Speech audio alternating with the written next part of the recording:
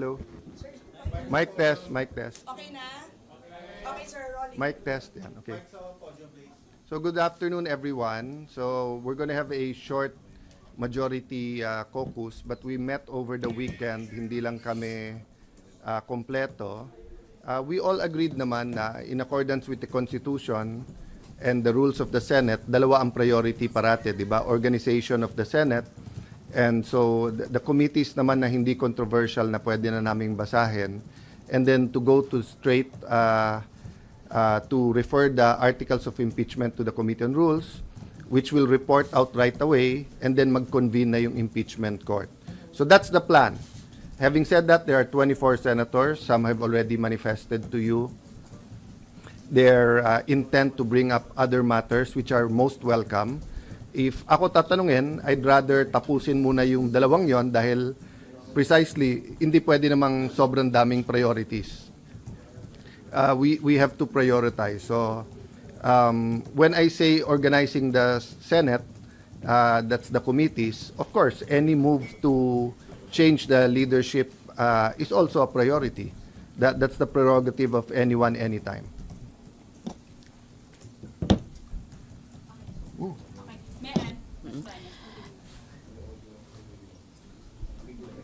Sir, kasi nung Friday kayo rin po yung nagsabi na may kumakausap from minority sa mga members ng majority. How stable is your majority block? May mga nagpaalam na po ba sa inyong lilipat sa kabila? As of last night and as of yung sa group namin a few minutes ago, it's more all rumors. Pero hindi nagbago yung sinabi ko sa inyo. There were meetings that took place, calls from both sides. May enticement, may pananakot, to be fair, it's not all wheeling and dealing. May appeal to the country, appeal to ganito, ganyan, etc. So, but as I said dun sa ating bishops at pastors who prayed for the nation today dito sa Senate, yung attack on the Senate started naman in 2023, di ba? Nung gusto nilang i-abolish ang Senate. And I really believe that the events in the last few months was also intentional na ma-weaken ang Senate because bubuhayin yung constitutional change, except this time around, regional Senate ang gusto nila. But to do that, siguro, part of the enticement is that may term extension, and then yun nga, regional Senate. In theory, maganda yon kasi each region will have their senators. But the reality is, if you have 36, 48, 60 senators, yung possibility na maging rubber stamp, nandun talaga. Diba? So at this time of crisis, I don't take it against anyone of thinking about political reforms, whether maganda yung motibo o hindi. Pero naghihirap ang tao eh. So whether you talk about electricity, agriculture, prices of gamot, prices of rice, dun muna sana. Having said that, kanya-kanyang pananaw yan eh. Iba pananaw din nila sa Senate leadership, di ba? Yung anyone but Cayetano, nung nag-attempt kami nung February, yung kandidato namin yun din ang sinabi sa amin eh. Anyone but siya. So ang point ko, I think it's more of anyone that they cannot control. Sir, isa na lang sa akin. As of 2:03 ngayong hapon, you have 13, sir. Can you say that? To the best of my knowledge, wala namang dun sa aming kamusta, check, usap tayo mamaya, punta dito, 'di ba? So now, if pag-usap namin biglang may kakausap sa amin, that's beyond my control, no? So meaning as of Saturday and Sunday, so nag-meet pa kami Saturday, usap, made calls, hindi ko naman nakausap lahat yesterday, talk to some. Okay pa lahat, sabi yung walang bibigay pero grabe ang pressure. At saka talagang pinag-aaway. Sinasabi daw may 13 na, may 14. So as of this morning, 7 o'clock, 7:35, sa 8 o'clock may tumatawag na. So okay na, wala namang hindi sumasagot sa chat groups at sa communication namin, di ba? Having said that, if may palitan naman, it would be smart naman to tell us in the last minute. And so it would be smart to tell in the last minute, and I won't take it against them. Diba? So, simple lang yan. Kung nilagay ako dito ng Panginoon for an 8-day mission, tatanggapin ko yon. Pero kung ang mission ko is simulan yung impeachment, tatanggapin ko rin yon, di ba? Yung isang senyales sa akin doon, kung gaano kadali na nakuha ko yung Senate presidency, gaano kadali in the sense that, saan ka nakakita, 12, hindi mo nililigawan, hindi mo pinapangako ng committees or kung ano man, lahat ng kapangyarihan around this earth ginamit against, pero they're sticking together, ituloy natin. So it's a privilege serving you, serving our people, serving the Senate. But pag sinabi nilang iiba direction, I will respect that. So tanggap niyo, sir, sorry to ask, if you will be the shortest serving SP, sir? It's not how long your life is, it's how meaningful it is. Diba? Some people live 100 years and say, where has the time gone? Diba? The Lord Jesus lived a little bit over 30 years, pero in 3 years, nagawa niya lahat ng gusto niyang gawin. Of course, I'm human. I think I can do much more if it's 8 months rather than 8 days, but that's not in my control. Amor Santos, Newswatch. Hi sir. Sir, your reaction lang po, merong mga calls for your resignation after what happened. Binabatikos po yung pag-alis ni Senator Bato, the shooting incident, and si Director Matibag also said you should be held accountable. Your reaction to all these? Okay. Hindi pa naman ako SP, pinagre-resign na ako eh. Buong buhay ko naman ganon eh, di ba? So certain people are called for the job. So even before I took office as Senate President, tinanong ko sa 12, bakit ako? And may reason kung bakit ako. Maybe because I was there during the time of crisis. You remember, nung pandemic, nag-break ang Senate, di ba? Ang House, mas marami kami. Gusto nila mag-break kami. Sabi ko, hindi pwede. Kailangan makita nila may gobyerno. Konti na lang siguro tayo dito. I don't blame naman yung mga nagsuggest sa akin Wednesday night na wala daw pasok the next day, Thursday, at i-cancel lahat. Sabi ko, hindi pwede. Kailangan makita nila may gobyerno dito. So, ang message ko sa NBI, hindi nyo natibag ang Senado. Under Alan Cayetano, hindi nyo natibag ang Senado. So, kung sino man, if I continue or may papalit sa akin, okay? Ulitin ko ha, during my watch, hindi nyo natibag ang Senado. Now, kung if I remain or kung papalitan ako, sana hindi matibag ang Senado.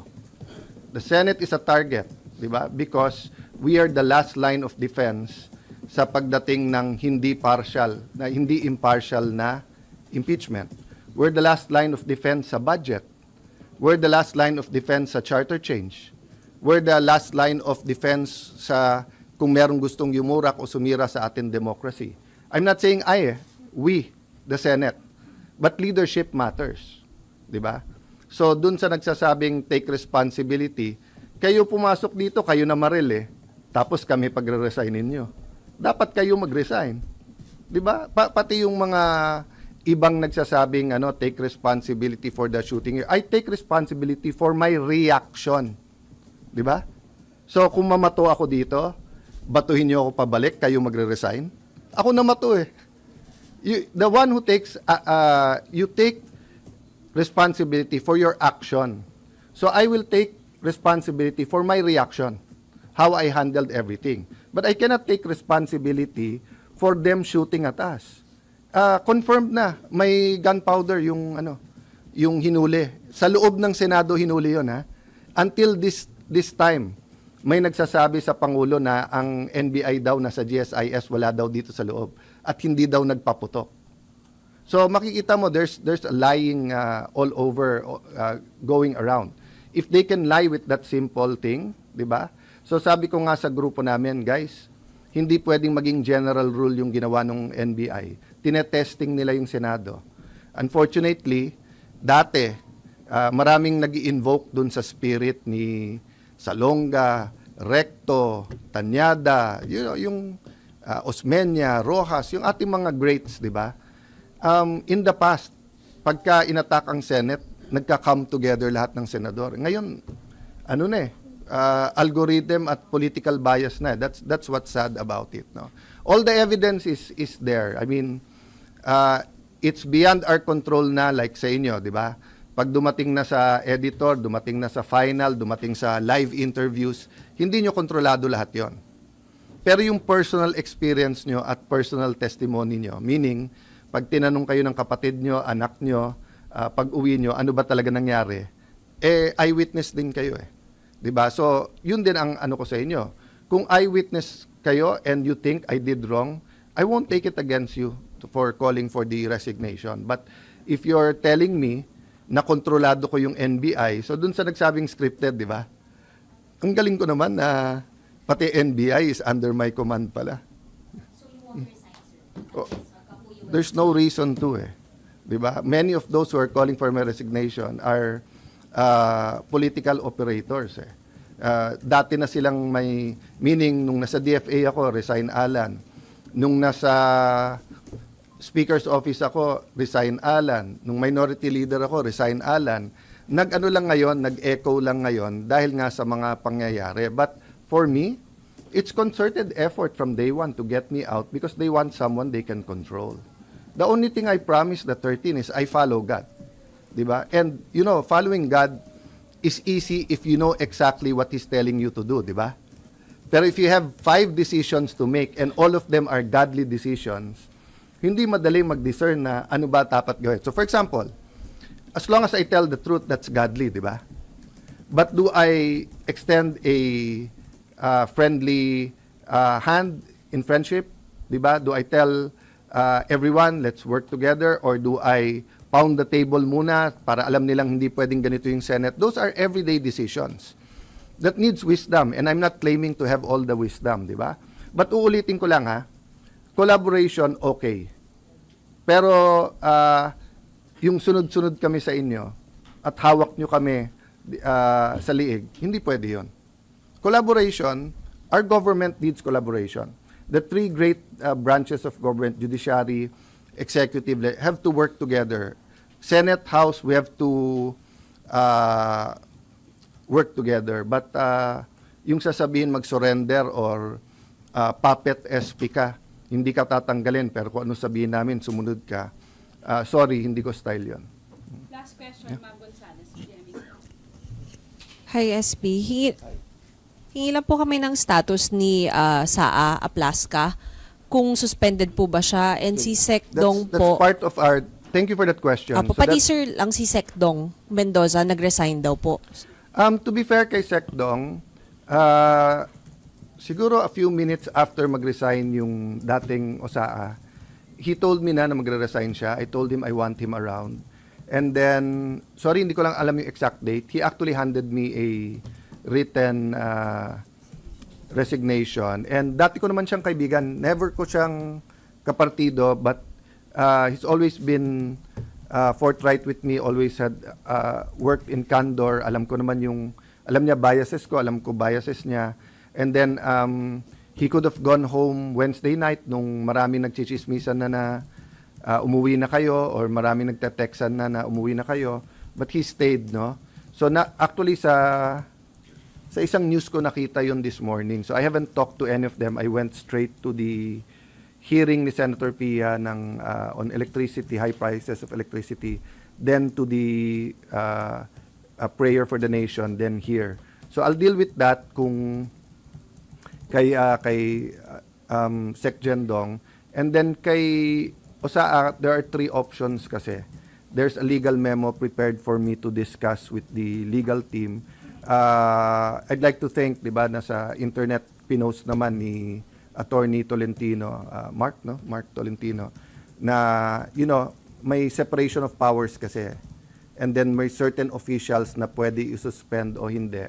And everyone was emotional during the weekend, kaya nga Saturday sabi ko, prayer and reflection. Hindi ko na sinagot yung kay Ombudsman na walang nagtanggap dito. Kasi wala naman tayong trabaho ng Friday, Saturday, Sunday. Wala naman official na pwedeng tumanggap. To my knowledge, wala naman yung supina. CCTV, walang question doon. Kung may miscommunication, it was cleared up naman, di ba? It's not true na walang CCTV. Meron, pero the lights were out eh. So, hindi lahat singlinaw nung iba. Number 2, as soon as Secretary John Vic called me, yun ang una niyang hiningi. Secure the CCTVs. When he got here, inulit ko sa harap. 2 copies. Sabi ko, gumawa kayong 2 copies, pero sa harap nila kayo gumawa ng 2 copies para alam yung original. So, yung isa nasa PNP or I don't think it's with DILG. I think it's with PNP. So, dun sa DOJ at saka sa ombudsman, wag sila mangamba na matamper yon kasi hawak na ng gobyerno right after the incident. No? But as far as NBI and DOJ investigating, suspect sila eh. So, paano sila mag-iimbestiga? Di ba? That's why nga pumayag ako ng joint investigation kasi I am sure that someone will point the fingers sa mga taga-Senado. So kung suspect ka rin, hindi pwedeng ikaw lang mag-imbestiga. Diba? That's why I also appeal to all of you, whoever has videos, to the proper authorities kasama namin. So actually, I've been scanning the news and internet at kung ano man videos lumalabas doon, kinukuha din namin para maayos natin in a very logical and scientific manner. Sorry, so clarification lang po.